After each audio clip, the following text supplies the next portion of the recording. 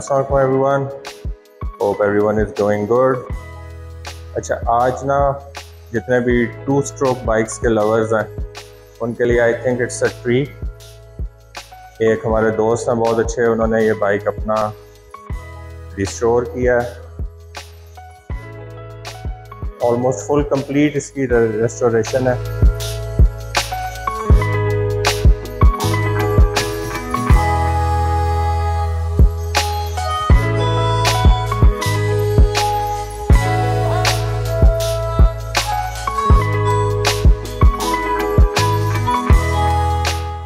ये जो बाइक जिन्होंने रिस्टोर किया है उनका नाम है वकास, और ये उनका पहला बाइक था, लेकिन वो जो कहते हैं ना कि पहली मोहब्बत बंदे की नहीं वो बंदा भूलता, तो बस इसके साथ भी कुछ यही चक्कर है। तो वकास से ज़रा सामने आ जाए बाइक के, सुना क्या हाल चाल है? ठीक है, अल्लाह का। अच्छा वकास, थोड़ा सा बताएंगे अपने बाइक के बारे में, कौन सा है, मॉडल कौन सा है और आपने कब लिया था? मैंने तकरीबन ये लिया है आज से कोई कह लेंगे 2011-12 में। सही। 1996 मॉडल है। सही।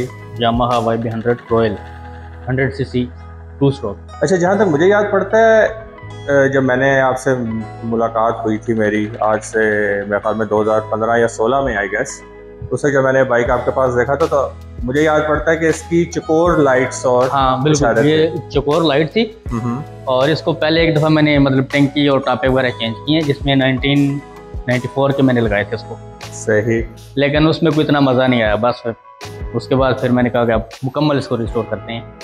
नहीं तो फिर ये क्यों डिसाइड किया कि आपको जो गोल वाले जो एक क्लासिक इसकी रेट्रो है एक लुक यामाहा की जिस वजह से मशहूर भी है, मैंने तो असल में ये देखे हैं काफ़ी बाइक्स गोल ज़्यादा चीज़ें, वो ज़रा ज़्यादा खूबसूरत लगते हैं चकोर की निस्बत। यानी एक पर्सनल चॉइस है आपकी? मुझे मतलब गोल में ज़्यादा मज़ा कर रहा था ये बाइक।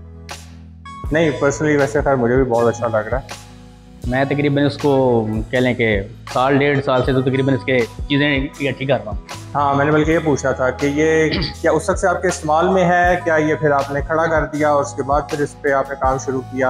हाँ, उसके बारे में बताएं। बिल्कुल इसी तरह ये तकरीबन मैंने एक लिया CD70 चाइना का, तो ये चला के उस पर तो मज़ा ही नहीं आया।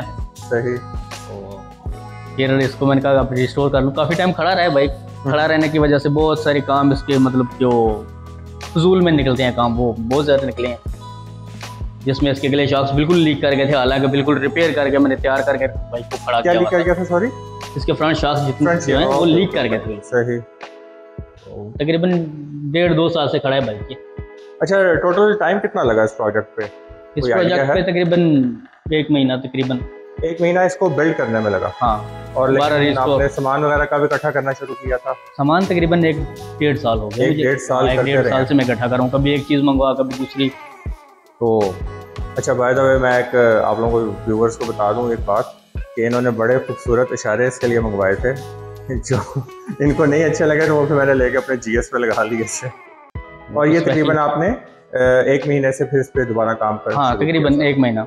अच्छा, थोड़ा सा बताएंगे कि बिल्ड के बारे में कि कितनी एक्सटेंसिव थी? क्या ग्राउंड अप से बिल्ड किया है पूरा स्ट्रिप करके? या हाँ, तकरीबन इसको कंप्लीट हमने जो है ना इसको पार्ट सारे अलग पार्ट्स वगैरह सब कुछ खोल के इसको दोबारा से रिस्टोर किए। थोड़ा सा अच्छा बिल्ड के बारे में बताएं, उसमें किया क्या क्या? क्या इंजन रीबिल्ड था, पेंट जॉब तो ऑफ कोर्स इंजन रीबिल्ड तो इसका मैंने कर लिया था काफ़ी टाइम पहले ही, इंजन रीबिल्ड किया था। अच्छा, खुद किया आपने? खुद किया था। Very nice. ये मतलब मेरा वो बाइक है जिसके ऊपर मैंने बाइक चलाना भी सीखा है और इसको रिपेयर करना भी सीखा है। सही। तो इसलिए कुछ इसके साथ ज़्यादा लगा हुआ है मेरा। सही। तो इंजन आपने खुद ही रीबिल्ड कर लिया? खुद ही मैंने रीबिल्ड कर लिया। रीबिल्ड में, इंजन रीबिल्ड में क्या क्या शामिल था? पिस्टन और ओवरऑल कंप्लीट पिस्टन, इसमें मैन पिस्टन और क्लच ही होता है, तो बाकी चीज़ें इसकी अपनी ठीक थी।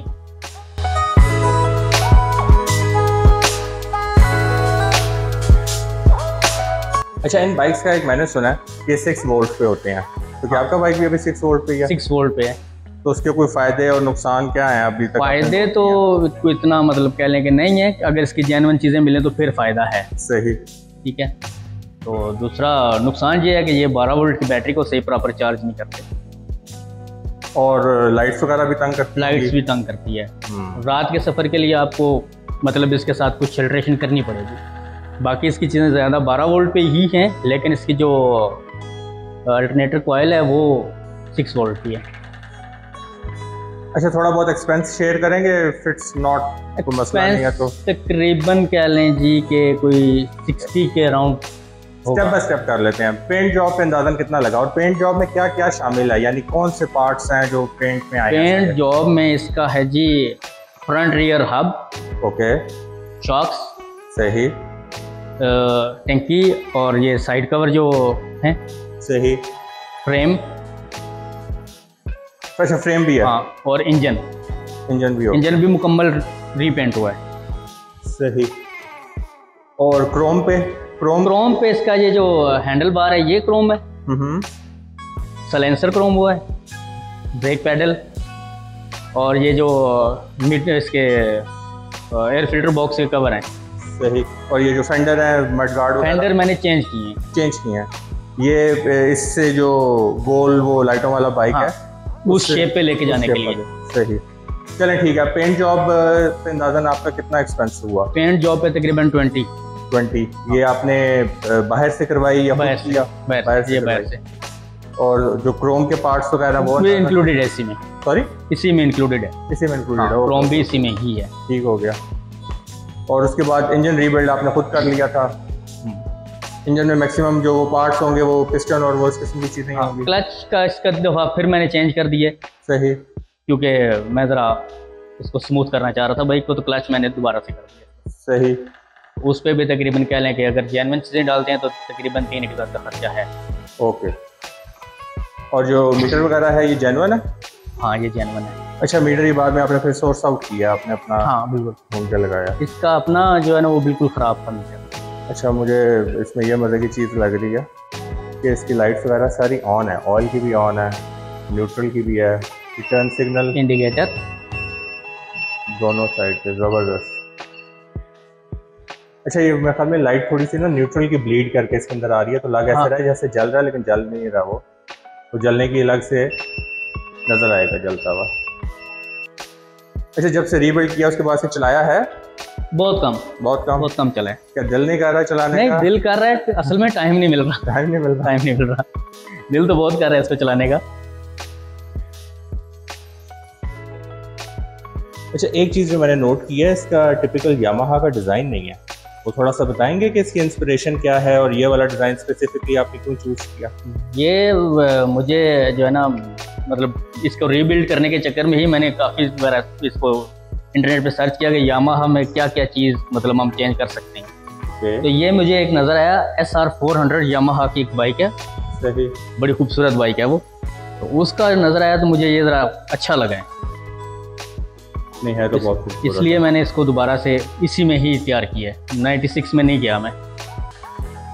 अच्छा, इसको ना वैसे एक दफ़ा लोगों को बाइक को स्टार्ट करके भी दिखाते हैं। बिल्कुल, तो ज़रा करें ये ज़रा।